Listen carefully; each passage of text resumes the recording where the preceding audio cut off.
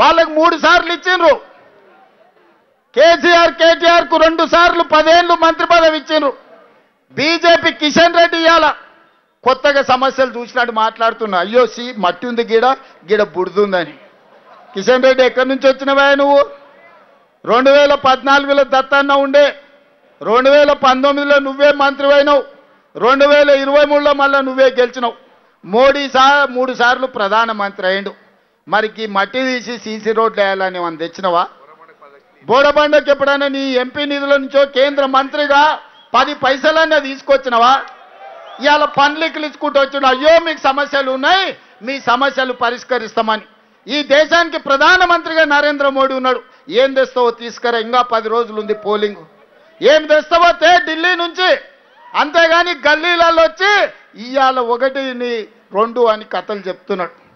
Parliament ఎన్నికల్లో BRS వాడు ఓట్లన్నీ బీజేపీని కేపించిండు.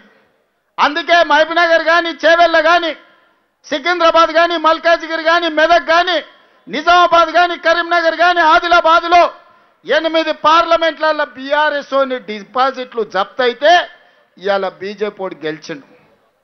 కేంద్రంలోనేమో బీజేపీ కోట్లు వేయాలి, రాష్ట్రంలో బీఆర్ఎస్ కోట్లు వేయాలని ఇవాళ బీజేపీ డిపాజిట్ కూడా ఓగొట్టుకొని బీఆర్ఎస్ వాళ్ళని గెలిపించడానికి ప్రయత్నం చేస్తుంది. ఆలోచన చేయండి. వీళ్ళ కుమ్ముక్కు రాజకీయాలు, వీళ్ళ ఫెవికాల్ బంధం. మొదటి రోజు కేటీఆర్ మాట్లాడతాడు, 2వ రోజు కిషన్ రెడ్డి మాట్లాడతాడు. వీళ్ళిద్దరికి ఫామ్ హౌస్లో కూర్చొని ఇవాళ ఆయన నీతులు చెప్తాడు. ఇక కేటీఆర్ అయితే చెప్తున్నాడు, చెల్లెలు సునీతమ్మని గెలిపించండి, ఆమె కన్నీళ్లు దూడవండి అని. వెనకటికి ఎవడోనంట సొంత చెల్లెలకు అన్నం పెట్టలేదంట, కానీ చిన్నమ్మ బిడ్డకు బంగారు గాజులు చేపిస్తా అన్నాడంట.